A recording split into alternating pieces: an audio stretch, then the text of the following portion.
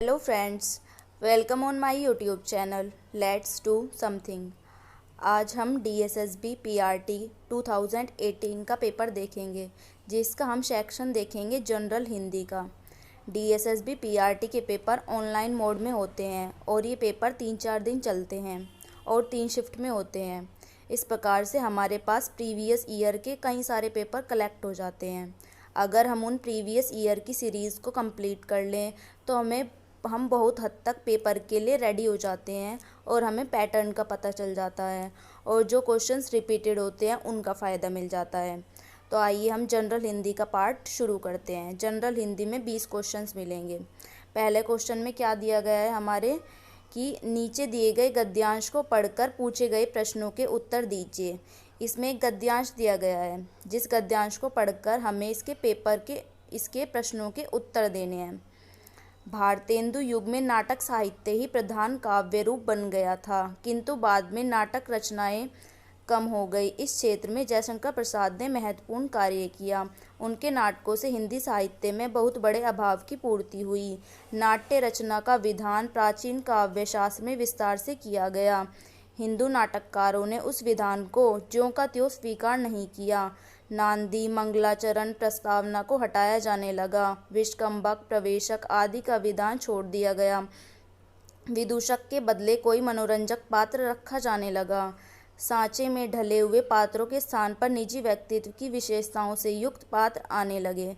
आइए हम देखते हैं हमारा पहला क्वेश्चन। पहले क्वेश्चन में क्या पूछा गया है?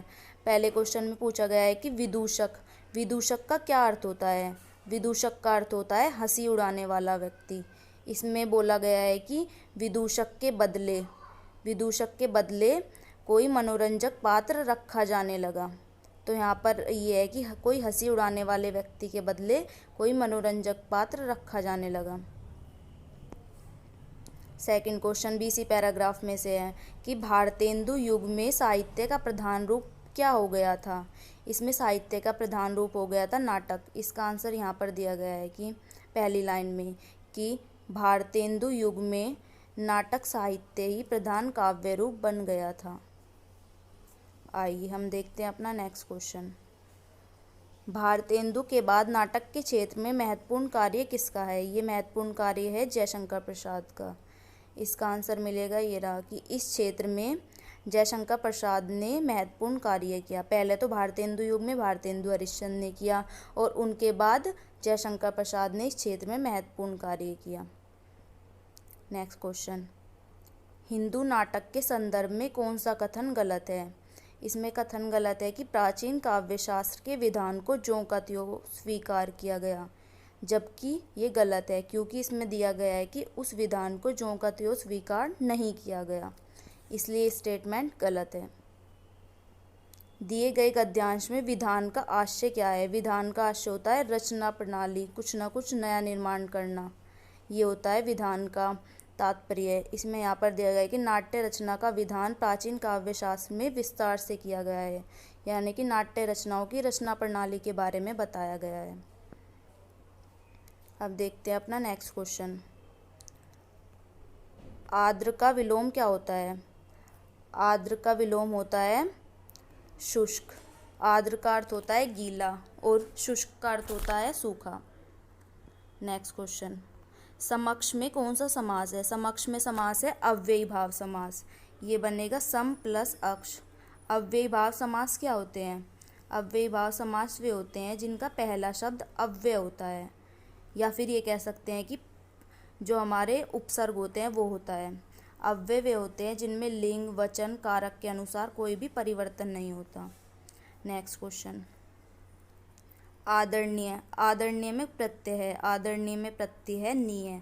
आदर प्लस नीय। उदय, उदय का संधि विच्छेद बताना है। अब उदय का संधि विच्छेद हुआ उत प्लस अय। इसमें संधि है जशत्व संधि। अब जशत्व संधि का क्या सूत्र होता है? झलाम जश झशी, यानी कि झल प्रत्याहार के बाद अगर कोई भी स्वर आए या फिर व्यंजन आए तो उस वर्ग का तृतीय वर्ण हो जाता है। अब इसमें झल प्रत्याहार का तय आया है तो तय का तृतीय वर्ण क्या होगा? तय, थे, दे होगा। तो तय का क्या बन गया? दे। ये होता है इसका सूत्र, जैसे कि झलाम संधि का एक उदाहरण मैं देना चाहूँगी, बिल्कुल इसी के जैसा, जगत प्लस ईश, क्या बन गया ये। इसमें भी क्या हुआ है कि झल प्रत्यार यानी कि तय के बाद कोई स्वर दिया गया है, तो तय का क्या हो जाएगा यहाँ पर, जगदीश। तय का तृतीय वर्ण हो गया जगदीश। सेम टू सेम इसमें इस क्वेश्चन में हुआ है। अब है संस्कृत में उपसर्ग है। संस्कृत में क्या उपसर्ग है, सम प्लस कृत, इससे मिलकर बना है संस्कृत। अधिकतर क्या होता है, जो ये मैं वर्ड होता है ये अनुस्वार में परिवर्तित हो जाता है। इसने मुक्त हस्त से धन लुटाया, इसमें अशुद्ध अंश है। इसमें अशुद्ध अंश कौन सा है, इसमें अशुद्ध अंश है मुक्त हस्त, क्योंकि ये सही सेंटेंस कैसे बनेगा कि इसने मुक्त हस्त धन लुटाया। इसमें जो ये से दिया गया है ये गलत है, इसलिए यहाँ पर ये अशुद्ध अंश माना गया है। जो सबसे आगे रहता है उसे क्या कहते हैं, जो सबसे आगे रहता है उसको कहते हैं अग्रणी, सबसे आगे रहने वाला। इनमें से कौन सा शब्द तद्भव है, तद्भव शब्द है इसमें छिलका, क्योंकि छिलके का तत्सम क्या होता है, छाल, इसलिए ये तद्भव शब्द है। जबकि छिद्र, यदा, जटा ये सब तत्सम शब्द हैं। तालाब का पर्यायवाची कौन सा नहीं है, अब तालाब का पर्यायवाची पद्माकर भी है, तड़ाक भी है, पुष्कर भी है, लेकिन रत्नाकर नहीं है, क्योंकि रत्नाकर का क्या अर्थ होता है, रत्नाकर का अर्थ होता है सागर, समुद्र।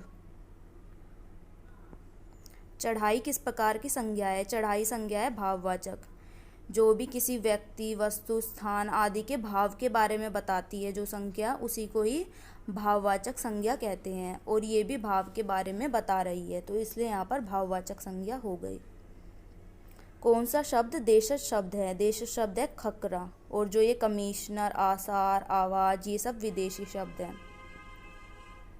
निम्नलिखित में से कौन सा शब्द स्त्रीलिंग है, स्त्रीलिंग शब्द बताना है हमें। स्त्रीलिंग शब्द है इसमें संस्था। हम इनके आगे कोई भी वर्ड लगाकर देख लेते हैं, जैसे कि अच्छा, गया, गई, तो उनसे हमें पता चल जाता है कि पुल्लिंग कौन सा है और स्त्रीलिंग कौन सा है। जैसे हमने धन का संचय कर लिया, तो ये पुल्लिंग हो गया। वह उस संस्था में रहती थी, वह संस्था खत्म हो गई, तो इसमें हमें क्या पता चला कि ये स्त्रीलिंग है। यह हमारा संयोग था, संचार बंद हो गया। इस तरह से हमें पता चल गया कि पुल्लिंग और स्त्रीलिंग क्या होते हैं। अब है कि निम्नलिखित में वर्तनी की दृष्टि से शुद्ध शब्द कौन सा है। शुद्ध शब्द देखना है हमें। नुपुर लिखे हुए हैं 4 तरह के नुपुर, जो कि एकदम देखकर हमें कंफ्यूज कर सकते हैं, लेकिन हमें याद रखना है कि कैसे बनेगा। पहले न बना दिया, न पे बड़े ऊ की मात्रा, फिर पे पे छोटे ऊ की मात्रा, फिर रे, ये बन गया नुपुर। नुपुर का अर्थ होता है घुंघरू, घुंघरू टूट गए। गहरा किस प्रकार का विशेषण है, गहरा किस प्रकार का विशेषण है, ये है गुणवाचक विशेषण, जिससे हमें किसी भी चीज़ के गुण के बारे में पता चल रहा है। जैसे कि कुआं गहरा है, तो इससे हमें क्या पता चल रहा है कि कुएं की विशेषता, उसके गुण के बारे में पता चल रहा है, तो ये गुणवाचक विशेषण है। निम्नलिखित में से तत्सम शब्द कौन सा है, अब इसमें से तत्सम शब्द देखना है। दूध, ये तद्भव है, दूजा तद्भव, दूना तद्भव। दुर्बल, दुर्बल है इसमें तत्सम शब्द, क्योंकि दुर्बल का तद्भव क्या बनता है, दुबला। तो ये हमारे जनरल हिंदी के 20 क्वेश्चंस कंप्लीट हो गए। अगर आपको मेरा प्रयास अच्छा लगा हो तो मेरी वीडियो को लाइक करें, शेयर करें और सब्सक्राइब करें, और बेल आइकन को प्रेस करें, ताकि आपको मेरी अपडेट्स मिलती रहे, क्योंकि मैं DSSB, PRT, DOE के आगे के सेक्शंस भी सॉल्व कराऊंगी। Thank you.